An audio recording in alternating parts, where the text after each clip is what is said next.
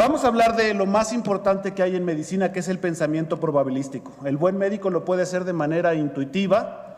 Un médico no tan bueno puede hacerlo de manera matemática y ser un gran médico. Esto es muy sencillo y accesible al alcance de todos. Van a ver que es muy fácil, porque todo empieza con una historia.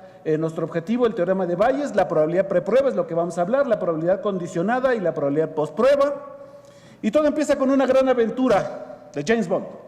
Está en un casino y lo obligan a tomar una de esas 4 pistolas y jugar a la ruleta rusa. Nosotros vemos lo que él no puede ver.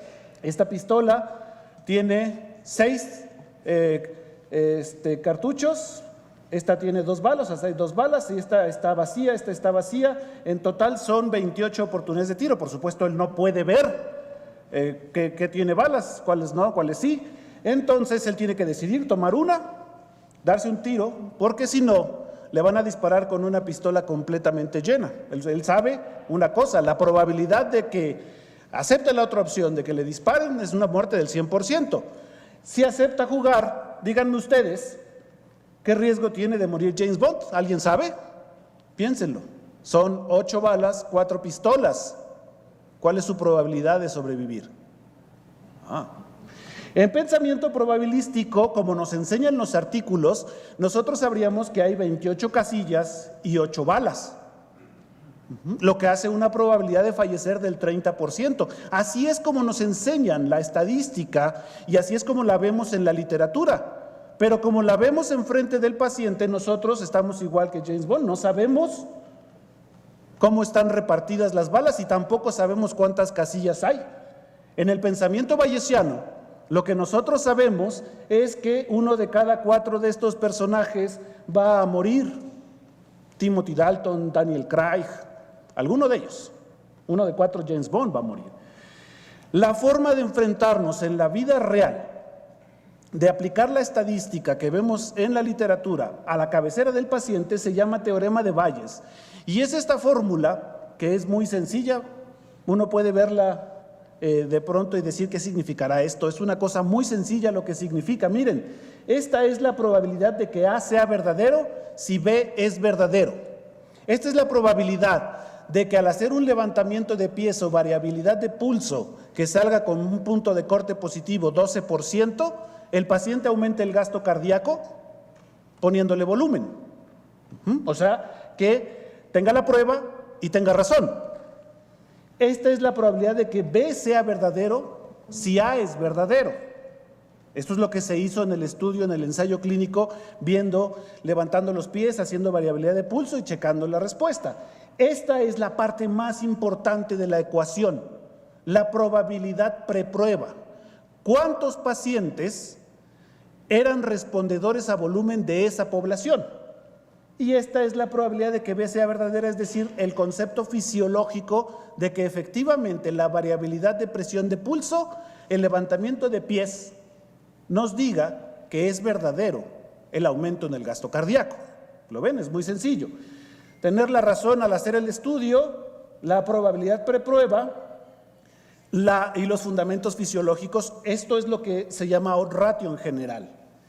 Vamos a ver la probabilidad preprueba, el concepto más importante, y esto es muy sencillo, nos lo dicen todo el tiempo en el primer año de la carrera.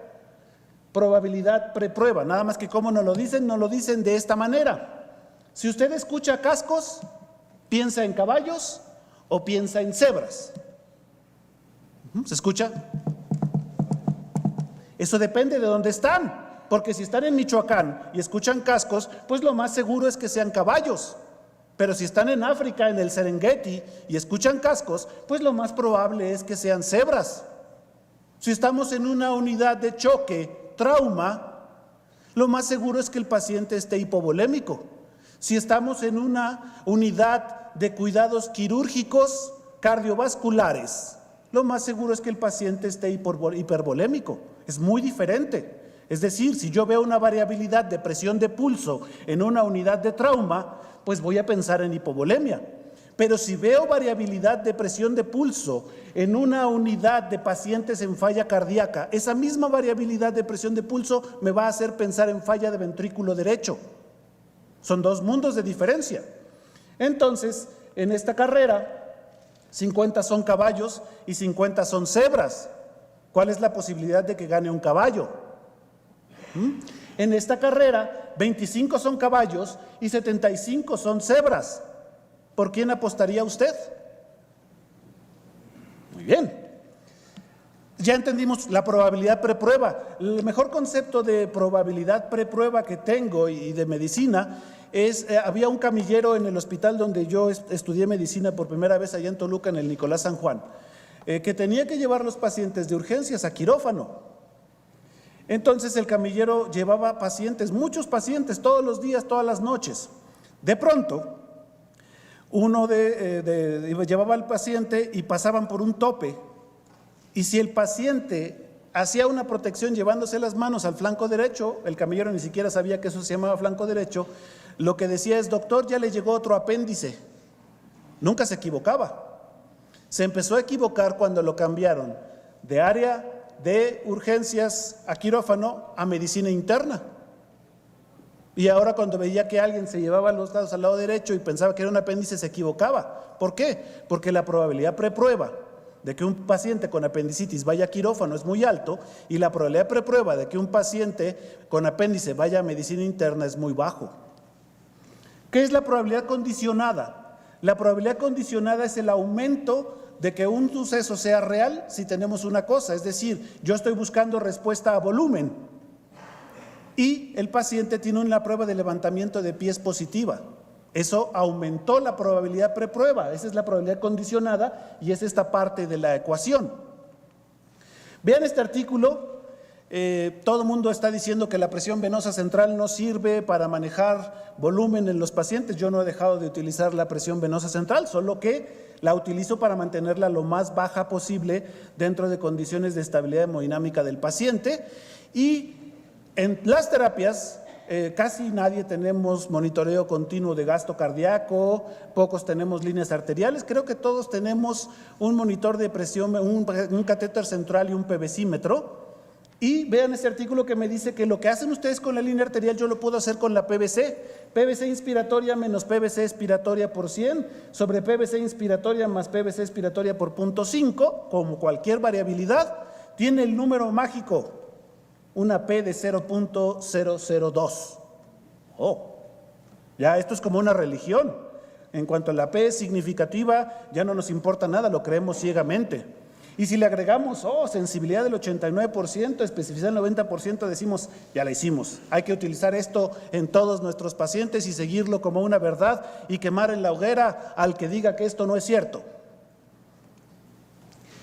Cuando vean una sensibilidad y una especificidad, conviértanlo en una razón de probabilidad, likelihood ratio, como lo quieran llamar, que no es más que tomar sensibilidad de una menos especificidad. Si este artículo me dijo que la PVC me ayuda a respuesta de volumen, la razón positiva es 17, LR de 17, ¿qué quiere decir? Quiere decir, todos tenemos una posibilidad, por estar vivos, de responder a volumen. Si algo tiene variabilidad de PVC, tiene 16 probabilidades más, una por existir y 16 por tener variabilidad. En una tabla, lo que vemos es que todo lo que tiene un Lloyd ratio o una razón de probabilidad mayor de 10 aumenta 45% la probabilidad de que el fenómeno exista. 50 de reto de volumen, 45 de la otra situación. El LR negativo, 1 menos especificidad sobre sensibilidad, me dice que este paciente tiene 0.11 de radio negativo o razón de verosimilitud, razón de Momius, como lo quieran llamar, de responder a volumen. Lo que se acerca al 0 disminuye. Véanlo, esto es muy fácil pensarlo matemáticamente. Si tiene un odds ratio de 2, de 5 o de 10, a lo que tenía de probabilidad de responder a volumen le aumento 15, le aumento 30, le aumento 45%. Si se va alejando el odds ratio hacia 0, le disminuyo 15, 30, 45. Vamos a regresar entonces a ese artículo. Probabilidad post-prueba.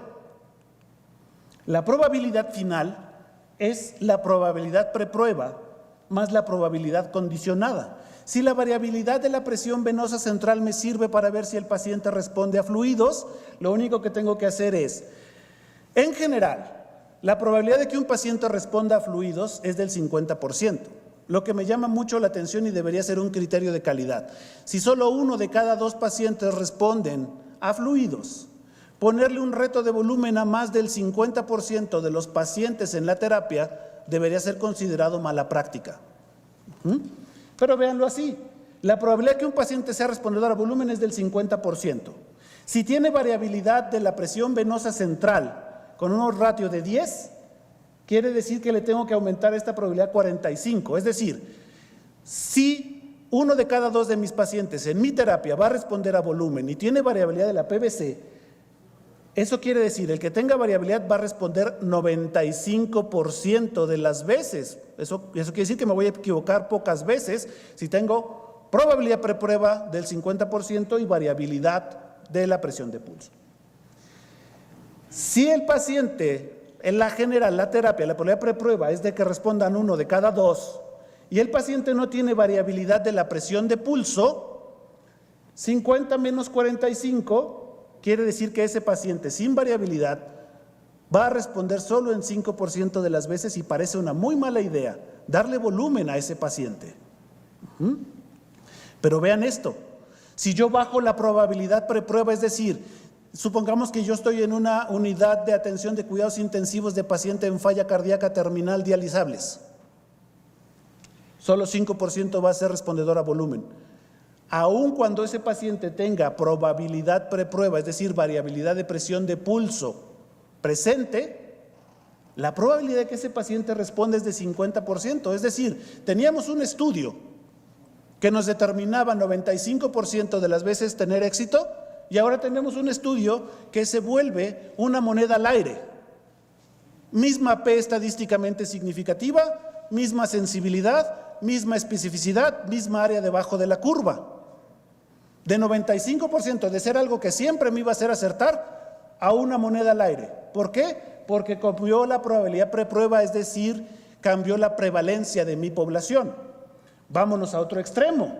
El paciente está en una unidad de choque trauma. 95% van a ser respondedores a volumen porque la gran mayoría son hipovolémicos. Aun cuando el paciente no tenga probabilidad, es decir, variabilidad de la PVC, la prueba que antes me descartaba a todos los pacientes que no debía ser reto de volumen, es decir, la prueba que me decía, si le pones volumen a este paciente sin variabilidad de PVC, solo 5% van a responder. Ahora la prueba se volvió una moneda al aire. Es la misma prueba, con la misma P, con la misma sensibilidad. ¿Cuál es la enseñanza aquí? El punto más importante de la estadística es la probabilidad preprueba. Vamos a hacer un estudio para ver si 1 litro de solución Harman aumenta la probabilidad de sobrevida del choque. Bueno, pues eso dependerá el predominio de choque hipovolémico y de choque cardiogénico que tenga yo en esa población. Todo esto que se puede hacer automáticamente en internet, en esta dirección, donde ustedes únicamente tienen que poner cuál es la probabilidad preprueba. Por eso es fundamental conocer la prevalencia de las cosas en su unidad de terapia intensiva. ¿Cuál es el índice de fracaso de extubación de sus pacientes en terapia intensiva? En mi terapia intensiva es del 10%. Eso quiere decir que el BRS, la respiración rápida superficial, no me va a servir como un estudio para extubar a mis pacientes. Si la probabilidad preprueba de fallar en la extubación es del 5%, solo el delta de hemoglobina les va a servir para extubar pacientes de manera exitosa. Si la probabilidad de fracaso en la extubación es del 20%, todas las pruebas que usen BPP, hemoglobina, variable de presión de pulso, levantamiento de pies en la extubación, les van a ser útiles. Todo lo que tienen que hacer es conocer la prevalencia. 80% de mis pacientes son sépticos en mi unidad. Eso quiere decir que la procalcitonina no me sirve como un estudio de escrutinio en sepsis. Y todo esto se puede poner aquí. A ver, ¿cuántos pacientes, qué porcentaje de probabilidad tenemos de tener un Takotsubo, de hacer ecocardiografía y ver? Entonces ustedes solo ponen el artículo en su probabilidad preprueba, sensibilidad, especificidad y tamaño de la población, y ustedes van a saber los ratios, los valores predictivos. Como ya les dije, el único ratio positivo que sirve es el que se acerca a 10 para diagnosticar una cosa, y para descartar una cosa el único que sirve es el que se aproxima a 0. Todo eso lo pueden ver en esta dirección de internet. Las conclusiones que yo tengo para esta plática es: 1, siempre considere la probabilidad preprueba, es decir, cuál es la prevalencia de una enfermedad. Una prueba puede ser 100% sensible, 100% sensitiva, eso no significa que las cosas raras sigan produciéndose de manera rara y las cosas comunes de manera común. Convierta la sensibilidad a especificidad en razón de probabilidad, busquen los odds ratio, eso es lo que les va a decir. Algo puede tener una P estadísticamente significativa de 0.00005. Si el odds ratio no está por arriba de 2, eso no va a ser clínicamente significativo y no les va a servir. Obtenga la probabilidad postprueba, que es muy sencillo. Sume la probabilidad preprueba a la probabilidad de su odds ratio. Y lo más importante de todo, actúe, porque no tiene ningún caso que hagamos toda esta estadística y no actuemos en consecuencia una vez que tenemos toda esta información. Muchas gracias por su atención, ojalá que haya muchas preguntas y recuerden ustedes, 5 de cada 6 pacientes consideran que es seguro jugar a la ruleta rusa o la homeopatía. Eso es lo que pasa cuando no sabemos usar estadística. Muchas gracias.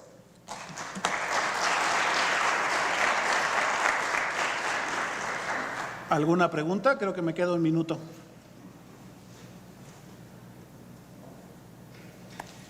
Muchas gracias.